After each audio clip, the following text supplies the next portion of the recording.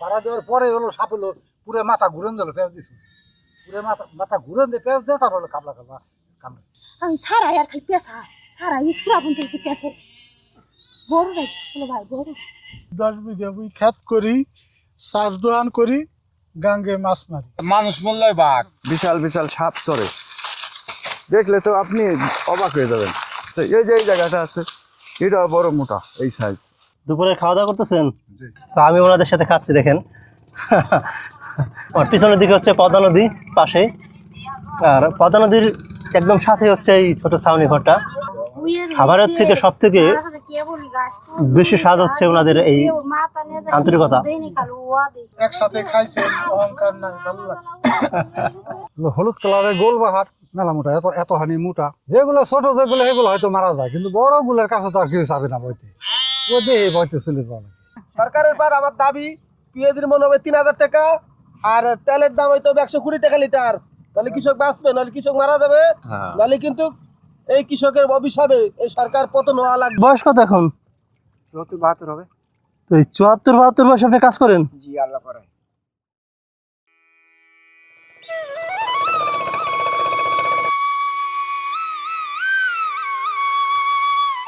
পদ্মার প্রখর স্রোত ও উত্তাল ঢেউয়ের ভিতর দিয়ে দুলতে দুলতে ছুটে যাচ্ছে ছোট্ট একটি নৌকা। এই ছোট্ট নৌকাটির একটু ভুল মানেই হতে পারে বড় বিপদ। তবুও প্রতিদিন উত্তাল পদ্মার ঢেউয়ের সাথে লড়াই করে জীবন ও জীবিকার খোঁজে যাতায়াত করেন চরের মানুষেরা। শীতে শান্ত আর বর্ষায় ভয়ঙ্কর। এক এক সময় এক এক রূপের জন্যই পদ্মাকে বলা হয় বহুরূপী। পদ্মার প্রবল ঢেউ পেরিয়ে ছোট্ট নৌকাটি এসে পৌঁছালো চরে। নৌকা থেকে সবাই নামতে শুরু করলো। এ চরে অনেকে আসে গৃহপালিত পশুর জন্য ঘাস কাটতে, আবার অনেকে আসেন জমিতে কাজ করতে।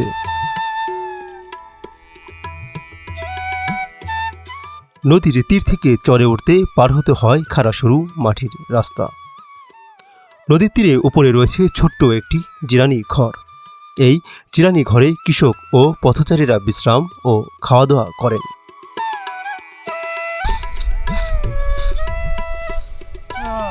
মে থেকে জুন মাসে চরে ফসল ঘরে তোলার সময়। এ চরে ধান, পাট, সরিষা, কালাইসহ নানা ধরনের ফসল ফলানো হয়।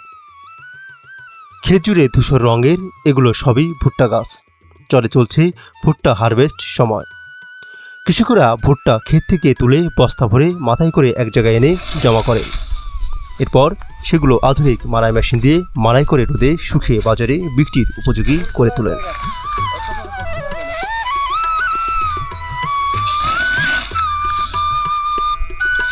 বিপদের ভিতরে আছি। চরে এলো খুবই ভয়াবহ কাজ। ভুট্টা ভুট্টা ভাঙ্গি খালি সাপের ভয়। গতকাল একটা লোক মারা গেছে, নাম কালা ভাই, খুবই ভালো লোক। ওর বাড়ির বলতে যেই যাক বলে যে ভাই আসো জিরেটে পানি খেয়ে। এই লোকটা মারা গেছে গতকালকে, তার জানাজা হয়েছে। আমরা খুবই দুঃখিত। কাল আমরা সবাই বাড়ি ছিলাম, কাজ করি নাই, শোক পালন করছি।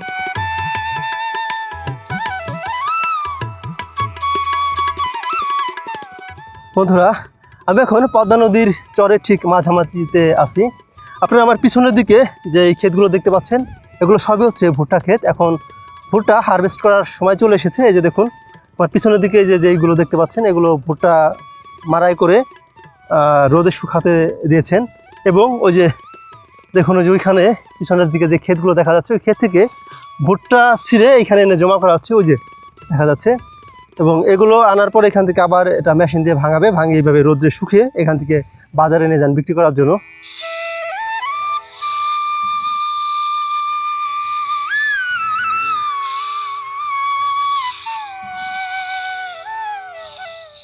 ভুট্টা ভাঙা খাচ্ছি। আপনার বাড়ি কি চরেই? হ্যাঁ, বাড়ি চরে। ও আচ্ছা। তো এই ভুট্টা ভেঙে আপনার প্রতিদিন কত করে পান? 700 টাকা। আপনার কি কৃষিকাজে করেন? আচ্ছা, নিজের জমি আছে? নিজের কতটুকু জমি আছে কাকা? ওটাই কি চাষ করছেন? ভুট্টা লাগাইছিলাম, শস্য বুনছিলাম, বাদাম লাগাইছিলাম। আমার যাবেন না, আমার খিদে লাগে না। এগুলো হচ্ছে ভুট্টা। এই ভুট্টাগুলোকে এই চরের বিভিন্ন ক্ষেত থেকে ছিঁড়ে এনে এখানে এইভাবে স্তূপ করে রাখা হয়েছে এবং এখান থেকে এগুলোকে মেশিন দিয়ে ভাঙিয়ে তারপরে এই চরে রোদে শুকানো হয়।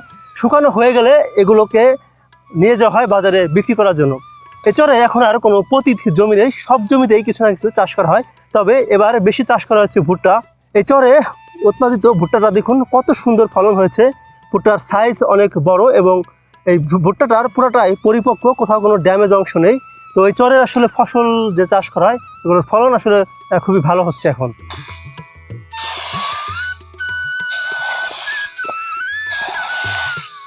10 বিঘা বই খেত করি, চার দোয়ান করি, গাঙ্গে মাছ মারি।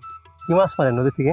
নদী থেকে ট্যাংরা, পুঁটি, ইসা, বাইলা, 12 মাসে মাছ মারেন? 12 মাসি মাছ। আবার এই চরের মধ্যে আপনার দোকানও আছে? আমার দোকান আছে চরে, দিন ভরে দোকান করি, রাত বিকালে দুয়ারি পাতি। অনেক পরিশ্রম করেন। হ্যাঁ,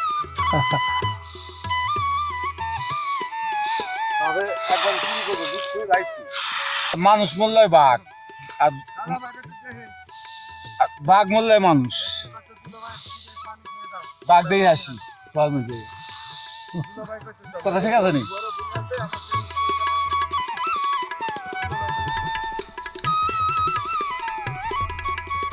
বিশাল বিশাল সাপ চরে, দেখলে তো আপনি অবাক হয়ে যাবেন, বড় বড় সাপ। তো এই যে এই জায়গাটা আছে এটা বড় মোটা, এই সাইজ। কত মোটা? ওইগুলো বেশি দৌড়া পারবেন না, বেশি দৌড়া পারবেন না, ওগুলো এই সাইজ মোটা। আপনি দেখছেন? এই যে এই কোন এটা আছে, আর ওই যে ওই পাশে আছে এটা। ওটা যেই দেখছে ওই এলাকার হে যাই নাই, বিশাল বড় সাপ। তো আরে কাম করা রিক্স, জন্মে রিক্স কাম করা, ভয়তে।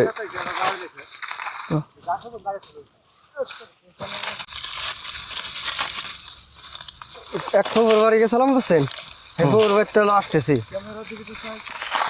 ফুর বাড়ি থেকে। তারপরে এখান থেকে মনে করেন আসার সময় একবারই এসে বসলাম, বসে করলাম যে তাই বাইরে যাই গোসল দেবো। তা আসার সময় পথেতেই সাইডেতেই বসাইতে এই ফালদা এসে বসাই দিচ্ছে। হ্যাঁ, কি হিসাবে কেমন দিচ্ছে ভাই? রাসেল ভাই বার ওরে বাপরে, ও 2 হাত যদি খাই 1 হাত ধরেতেই বসাবো ফালদা। এই যে দেখুন চরে এখন ভুট্টা হারভেস্টের সময় চলছে। ওরা এই ভুট্টাগুলোকে গাছ থেকে ছিঁড়ে এরপরে যে বস্তায় করে নিয়ে যাচ্ছে, নিয়ে ওই যে ওইখানে এক জায়গায় জমা করছেন এবং ওইখান থেকে মেশিন দিয়ে ভাঙিয়ে এখান থেকে তারা রোদে শুকায়। শুকানোর পরে এই চর থেকে তো বিক্রি হয়ে যায় না? ও আচ্ছা, চর থেকে এই ব্যাপারীরা এসে কিনে নিয়ে যায়। এটা আপনার কত করে মন যাচ্ছে কাকা এখন ভুট্টা? 1100 করে দেয়। 1150? 1150 করে। আসলে ফলন কেমন হয়েছে? মোটামুটি ভালো, বিঘা 60 মন 55 মন। মোটামুটি সব খরচ টরচ বাদে কিছু টাকা লাভ থাকবে? খরচ বাদে মনে করেন 20,000 টাকা থাকলো বিঘায়। বিঘায় ও 20,000 আচ্ছা, টাকা খরচ বাদে। 40,000 টাকা মনে করো খরচ বাদ দিয়ে 20,000 এর মতো থাকে। তাতে গৃহস্থকে বাইসে থাকার পারে, সমস্যা না। তো আগামীতে আবার বেশি করে লাগাবো, এবার 10 বিঘা, আগামীতে লাগাম 15 বিঘা।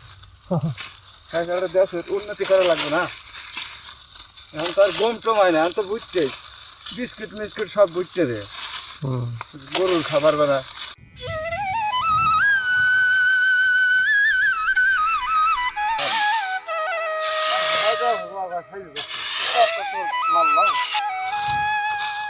উত্তপ্ত দুপুরে কাঁধে খাবারের ব্যাগ ঝুলি চিরানি ঘরের দিকে হাঁটছেন কৃষকেরা। পদ্মা নদীর এ চর দেখতে যতটা শান্ত শীতল, অপরদিকে ততটাই ভয়ানক। এই ফসলের মাঝে লুকিয়ে থাকেন মনস্টার ও বিগ জায়ান্টরা, অর্থাৎ কোবরা, রাসেলস ভাইপার, কালাশ ও অজগরেরা। ভাই এখন দুপুরের খাবার নিয়ে যাচ্ছেন, ওনাদের দুপুরের খাওয়ার টাইম হয়ে আসছে। এই যে এখানে যে ছোট্ট যে ঘরটা দেখা যাচ্ছে, এটা নিচে বসে আসলে ওনারা এখানে খাওয়া দাওয়া করেন এবং যখন ওরা কাজ করে ক্লান্ত হয়ে যায় তখন এখানে এসে ওরা বিশ্রাম নেন।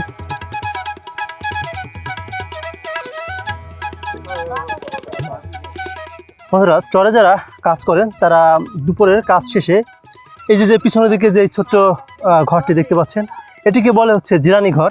ওনারা এই জিরানি ঘরের মধ্যে এসে সবাই বসে কিছুটা সময় বিশ্রাম নেন এবং এভাবে একসাথে সবাই বসে খাওয়া দাওয়া করেন। আপনারা দেখতে পাচ্ছেন যে ওনারা এখন রৌদ্রময় দুপুরের কাজ ফেলে রেখে এসে এখানে সবাই এসে বসছেন এবং দুপুরের খাওয়া দাওয়া করছেন। এই যে দেখেন ওরা এখানে দুপুরের কাজ শেষে এখানে আসছে খাওয়ার জন্য। কাকা, কি অবস্থা? আলহামদুলিল্লাহ ভালো। দুপুরে খাওয়া দাওয়া করতেছেন? সকালে কি খেয়ে আসছিলেন? সকালে খাইছিলাম চা নাস্তা, 11টার দিকে খাইছিলাম। ও আচ্ছা, খাওয়া লাগে 3-4 বেলা মতো। না অনেক অনেক পরিশ্রমের কাজ করেন। এই যে এইখানে যে ভুট্টা যে ইয়া করছিলেন সেই ভাইও খেতে বসছেন। ওরা সবাই আসছেন এখানে খাওয়ার জন্য। এই যে এটা হচ্ছে ছোট একটা জিরানি ঘর। চরের মধ্যে যারা কাজ করেন তারা মূলত হচ্ছে এখানে এসে খাওয়া দাওয়া করেন। আবার অনেকে আসছেন এসে বিশ্রাম নিচ্ছেন। কাকা, কাজ কি শেষ? না, ভুট্টা ছিলবেন না? ও আচ্ছা, আপনারা কি নৌকার জন্য বসে আছেন? ও আচ্ছা,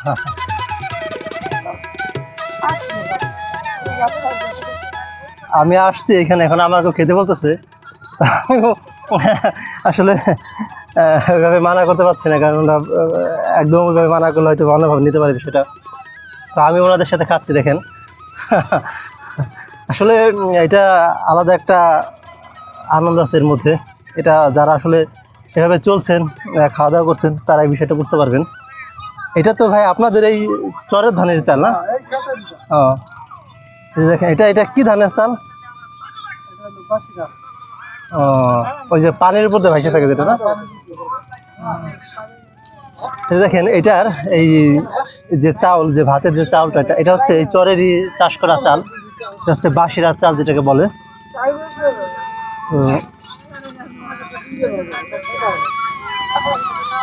আর পিছনের দিকে হচ্ছে পদ্মা নদী পাশে, আর পদ্মা নদীর একদম সাথে হচ্ছে এই ছোট ছাউনি ঘরটা।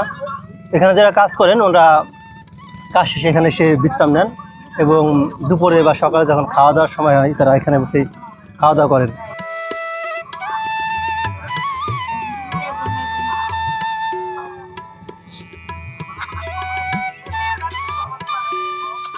তো একটা বিষয় আমি আসলে বলতে চাচ্ছিলাম যে দেখুন, মানুষ আসলে কতটা আন্তরিক হয় এবং মানুষের ভিতরে আপনার মানবিকতাটা কতটা থাকে, এটা আপনি এই ধরনের যারা মাঠে কাজ করেন, কৃষি কাজ করেন, এদের থেকে আসলে আপনি বিষয়টা অনুভব করতে পারবেন। তো মানুষের কিন্তু সব থেকে বড় বিষয় হচ্ছে এরকম আন্তরিকতা থাকা এবং মানুষের প্রতি মানুষের যে একটা বিবেকবোধ, এটা হচ্ছে সব থেকে বড় জিনিস। খাবারের থেকে সব থেকে বেশি স্বাদ হচ্ছে ওনাদের এই আন্তরিকতা।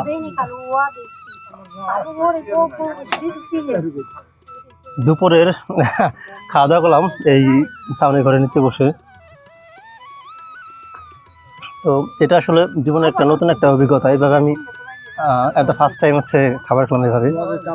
চরের মধ্যে যারা কাজ করেন বা আপনার গ্রামে যারা কাজ করেন, এদের যে আন্তরিকতা, এদের যে মানসিকতা, আসলে এই জিনিসটা আমি আমার কর্পোরেট শাখায় আমি কখনো পাইনি এরকম। এই জন্য হয়তো আমার এই সাধারণ মানুষের সাথে চলতে ঘুরতে খুব ভালো লাগে। দুপুরের খাওয়া শেষ, এখন এই যে ভাবি হচ্ছে ভাত তরকারি রান্না করে আনছিলেন। ওনাদের খাবার কিন্তু আমি খেয়েছি, হ্যাঁ। আর এই যে হচ্ছে আপনার টেস্টি স্যালাডগুলো আছে, তো এটাও এখন ওনাদের ওইখান থেকে খাচ্ছি।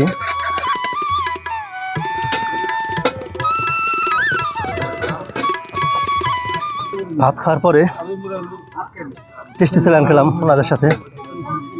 এই যে বাইরে এখন আবার কি কাজে যাচ্ছেন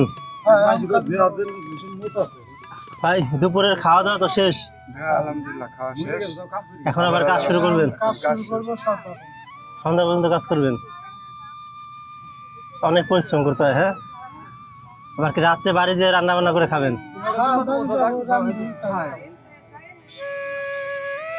কতদিন লাগবে এই ভুট্টা হারভেস্ট করতে? আর পাক্কা 1 মাস লাগবে। 1 মাস লাগবে?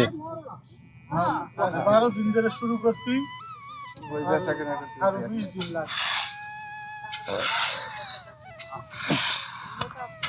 এই যে দেখেন এই ভাইদের সাথে ভাইদের খাবারের ভাগ আমি খেলাম। হ্যাঁ, আসলে ভাই এমন ভাবে বলছে যে আসলে না খেয়ে পারলাম না।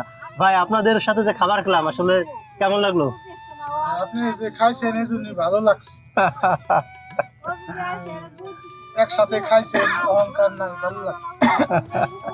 ভাই এই যে আপনারা যারা মাঠে কাজ করেন, যারা আপনার শ্রমজীবী আছেন, আসলে এদের যে আসলে যে আন্তরিকতা, এরা যে আপনার মানবিক দিক থেকে এত মহান, এত উদার মনের, আপনারা কিভাবে হন?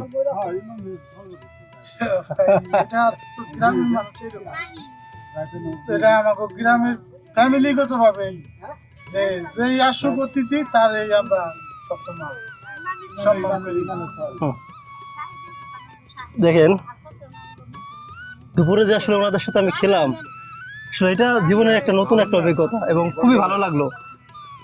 আমি আগেও বলেছি, এখনো বলছি, আসলে এই মানুষগুলো যে কতটা আন্তরিক হয়, কতটা বিনয়ী হয়, আপনারা আসলে এদের সাথে যদি না চলেন, এদের সাথে না মিশেন, তাহলে বুঝতে পারবেন না। আপনারা যারা কর্পোরেট শাখায় থাকেন, যারা জীবন নিয়ে ব্যস্ত, হতাশায় ভোগেন, আপনারা আসেন, এদের সাথে মিশুন, এদের সাথে কথা বলুন, এদের সাথে মিশে দেখুন যে আসলে জীবন সুন্দর। অভাব, অনটন, দুঃখ, দুর্দশা সবকিছুর মাঝে এরা সুখী। এই যে দেখেন এই ভাই ক্ষেত থেকে ভুট্টা আনছে, তো বলতেছে যে ভাই আপনার জন্য ভালোবেসে আনছে, ভুট্টাগুলো নিয়ে যান।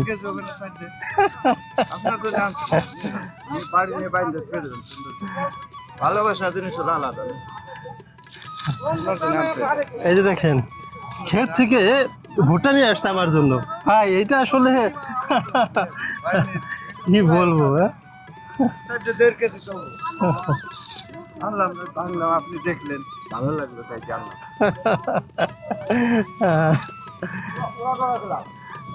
ওনাদের দুপুরের খাওয়া দাওয়া শেষ, এখন ওরা আবার যার যার মতন কাজে চলে যাচ্ছেন। আসেন মাঝে মাঝে আসেন, ভালো লাগে মাঝে মাঝে আসেন। একদিন গেল, একদিন আইলেন।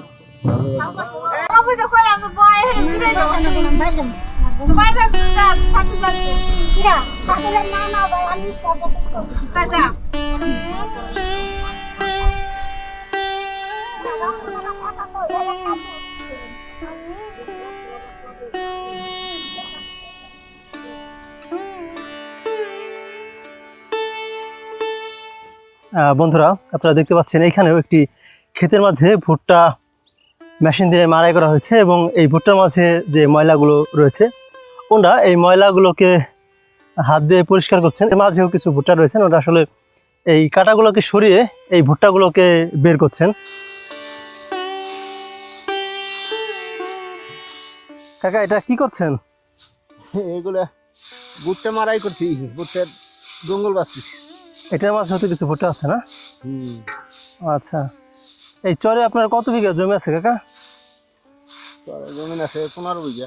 নিজের জমি? নিজের জমি। ও আচ্ছা।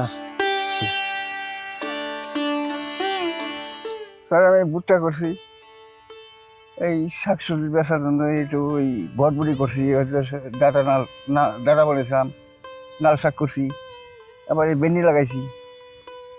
পুঁই শাক কত আছে এই পাশে না? পুঁই শাক করছি, যে পুঁই শাক। আচ্ছা, তো আসলে সবাই তো আপনার হচ্ছে ভুট্টা লাগায়, তারপরে আপনার বিভিন্ন ধরনের ফসল চাষ করে। তো আমি এই চরের মধ্যে আপনার এই জমিটায় দেখছি যে বিভিন্ন ধরনের সবজি চাষ করছেন। তো আপনি আসলে এই সবজি চাষ করার উদ্যোগটা নিলেন কেন বা কি জন্য? হালকা পয়সাটা বেচা কেনা করার না, সংসারে আয় উন্নতি করার জন্য, এরকম আর কি। তো আসলে এই যে ভুট্টা বা অন্যান্য ফসল থেকে কি আপনার এই সবজিতে লাভ বেশি হয়? সবজিতে লাভ বেশি। আচ্ছা, সবজি দেখা গেল যে এটা উঠার পরে এটা করলাম, এটা করলাম, সবসময় এক দেড় মাস ধরে বেচা কেনা করতেছি, টুকটাক সংসারে আয় উন্নতি চলতেছে, এরকম। নিজেদের খাওয়ার তো হয় এখান থেকে? হ্যাঁ, নিজেও খাই, আচ্ছা। বাইরে বিক্রি করি। কি লাগিয়েছেন এখানে? লাগাইছি বটবুটি করছি, ভেন্ডি করছি, লাল শাক করছি, পুঁই শাক করছি, আবার ধরেন যে হচ্ছে আবারও বটবুটি করছি, আবারও এটা উঠার পর আবারও বটবুটি করা হবে, ভেন্ডি করা হবে, ও আচ্ছা, এগুলো কি সবকিছুর দেখাশোনা এখন 12 মাসই আমাকে নিজেই করেন? করা লাগে, নিজেই ও আচ্ছা, আপনি কি কৃষিকাজই করেন না অন্য কিছু? কৃষি কাজই করি। এই চরে কত বিঘা জমি আছে আপনার? আছে 5-7 বিঘে। নিজের জমি? হ্যাঁ, সব কি নিজেই চাষাবাদ না করেন? নিজে আছে, কিছু মার্কেট না আছে, ও আচ্ছা, শোন করে না আছে। ও আচ্ছা আচ্ছা। তো আসলে সবকিছু মিলে কেমন আছেন? আছি, আল্লাহ আমাদের খুব ভালোই আছি, করে কেটে খাই। এই যে দেখুন ভাইয়ের গাছের আম, ভাই তো এই গাছের আম না? সব গাছের আম এখন পাকে নাই, আগুন না, আগেই পেকে গেছে। আম তো ভালো ভাই, সেই মিষ্টি।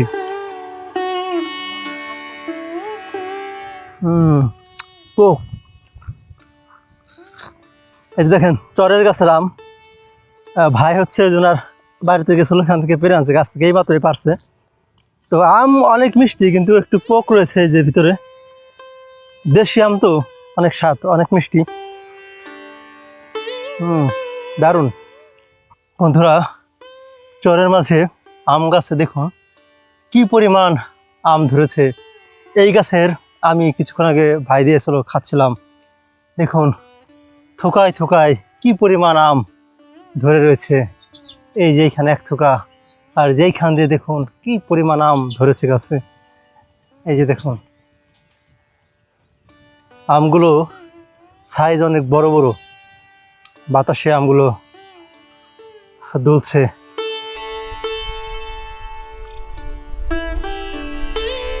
বন্ধুরা, এ চরের বাসিন্দারা মূলত এই পিছনের দিকে যেই মেঠো পথটি দেখতে পাচ্ছেন, এরকম মেঠো পথ ধরেই তারা যাতায়াত করেন।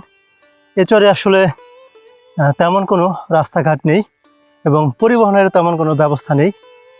এ চরে মানুষজন এই যে মাটির রাস্তাগুলো রয়েছে, এই রাস্তাগুলো দিয়ে মূলত তাদের নিত্য প্রয়োজনীয় যে জিনিসপত্র রয়েছে, ফসল রয়েছে, এগুলো ঘোড়ার গাড়িতে করে আনা নেওয়া করেন। আর এই যে দেখতে পাচ্ছেন, এটা হচ্ছে একটি তিল ক্ষেত, তিল লাগিয়েছে। আর এ হচ্ছে মাটির রাস্তা, এই মাটির রাস্তা ধরেই সকলে যাতায়াত করেন। বন্ধুরা, এ চরে আসলে কোনো রাস্তাঘাট নেই, তবে এই চরে নতুন একটি রাস্তা হচ্ছে। এই পিছনের দিকে মাটির যে রাস্তাটি দেখতে পাচ্ছেন, এই রাস্তাটি এই চরে নতুন হচ্ছে।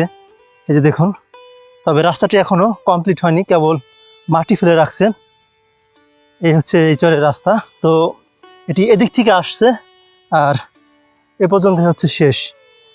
আর রাস্তাটা এদিক থেকে ঘুরে ওই দিক দিয়ে একদম ওই ভিতর দিকে চলে যাবে। রাস্তাটা আসলে এখনো কোনো কাজই হয়নি, শুধু মাটি কেটে রেখেছে এখান দিয়ে। এই যে পাশ থেকে মাটি কেটে এই রাস্তাটা করছেন।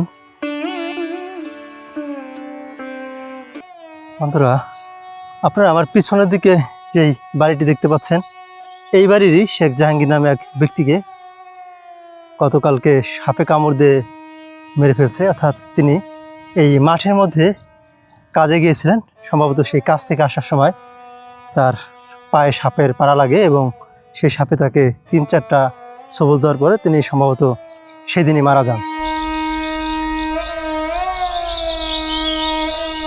ওই সাপের আমি কই কি করতে কই কি আমি সারা আর খালি পেশা সারা এই ছুরা বন্ধ করতে পেশা বড় লাগছিল ভাই, বড়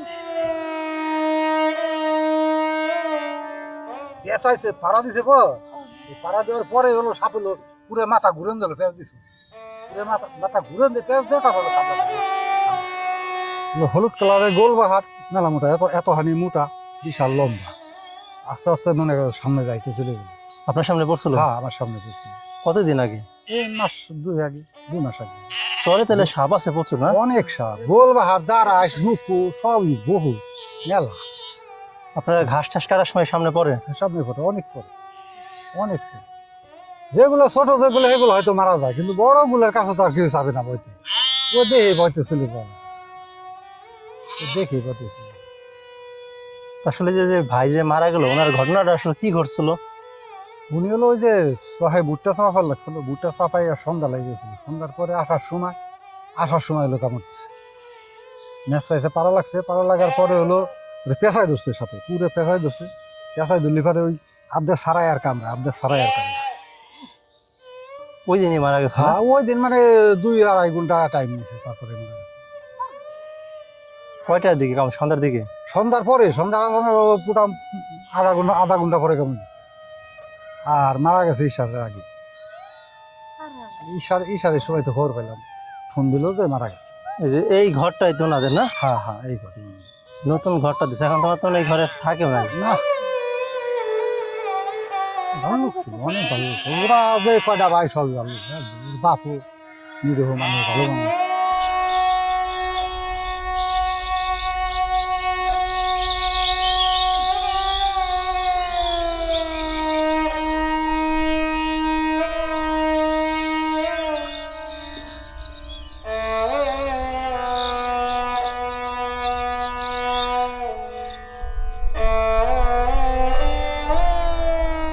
আসলে আজকে এই চরে এসে মনটা খুব খারাপ হয়ে গেল।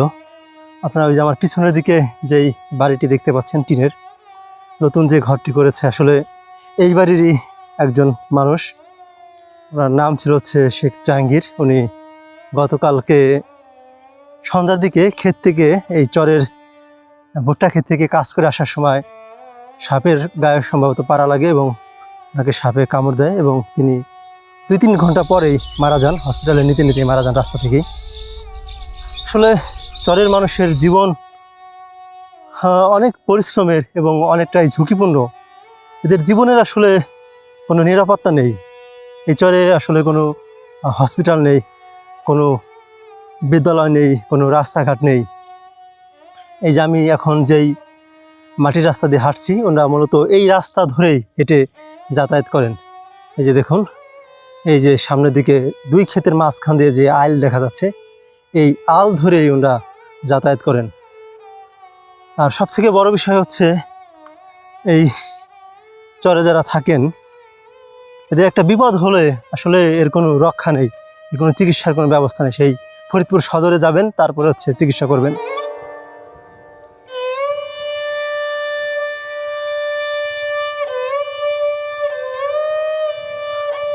পদ্মা নদীর চর আসলে যতটা দেখতে সুন্দর ততটাই ভয়ানক।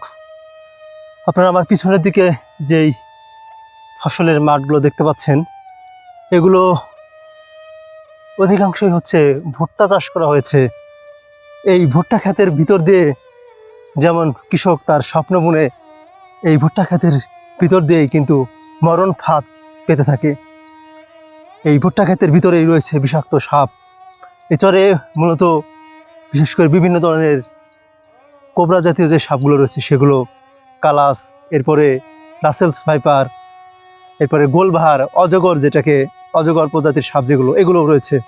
তো এই চরের অনেকেই আসলে আমাকে বলেছেন যে এই চরে বিশাল সাইজের অজগর আছে। আর চরে যে শুধু সাপ আছে বিষয়টা তা না, এই চরে শিয়াল, সজারু, আরও বিভিন্ন ধরনের প্রাণী রয়েছেন। অনেকেরই এই চরে কৃষিকাজ করতে গিয়ে প্রাণ চলে গেছে, অনেকের ঘাস কাটতে গিয়ে প্রাণ চলে গেছে। আসলে চরের জীবন এমনই হয়। এই চরে আমরা কাজ করি, ভুট্টার কাজ করি, মানে কৃষিকাজ যেগুলো আছে। হ্যাঁ, কৃষি খাতে যা আছে সব ওদের কাজ করি আমরা। থাকেন কোথায়? চরেই থাকেন? চরে তাদের বাড়িতেই থাকি আমরা। খাওয়া দাওয়া তাদের বাড়িতেই করেন? খাওয়া দাওয়া মালিকের। ও আচ্ছা। প্রতিদিন কত টাকা করে পান? প্রতিদিন হাজিরাতে আমাদের 1000, 1100। খাওয়া দাওয়া ওনাদের? খাওয়া দাওয়া ওনাদের। অনেক রোদ তো, চর বলতে তো রোদ সেবা নাই। একটা না কাজ করি 5টা থেকে 5টা। আপনারা কি 12 মাসে কৃষিকাজই করেন? হ্যাঁ, আমরা 12 মাস গেলে কৃষি কাজ, যেথায় যাবো সেটাই কৃষি কাজ। কয়জন আসছেন আপনার কাজ করার জন্য? আমরা ছিলাম 5 জন। কতদিন থাকলেন এই চরে? এই 6-7 দিন। আজকে চলে যাবেন? জি, আজকে চলে আবার যাবো। আসবেন কবে? আবার আসবো কালকের দিন পরে, আবার আসবো। এই মানে লোক বলে যে 2 দিন একটু গ্যাপ দিই, পরে আবার বাংলাদেশ। ও আচ্ছা। আপনারা যে আসলে এই যে চরে কৃষি কাজ করেন, এই চরে তো অনেক সাপ ঠাপ আছে। সাপ সেদিনকে আমাকে সামনে পেয়েছিল একটা রাসেল ভাই বাড়ি, মারবা তারপর? নেই, ওই লাঠি বেগর মারবা নেই, চলে গেছে পরে? চলে গেছে আমার। তা আপনারা আসলে যে কৃষি কাজ করে যে টাকা পান, এটা কি আমাদের সংসার চলে? আমাদের চলে কোনো রকম আর কি, কষ্ট হয়। খাওয়া দাওয়া আর কি। সরকারের পর আমার দাবি, পেঁয়াজের মন হবে 3000 টাকা, আর তেলের দাম হয়তো 120 টাকা লিটার। নাহলে কৃষক বাঁচবে, নাহলে কৃষক মারা যাবে, হ্যাঁ। নাহলে কিন্তু এই কৃষকের অভিশাপে এই সরকার পতন হওয়া লাগবে।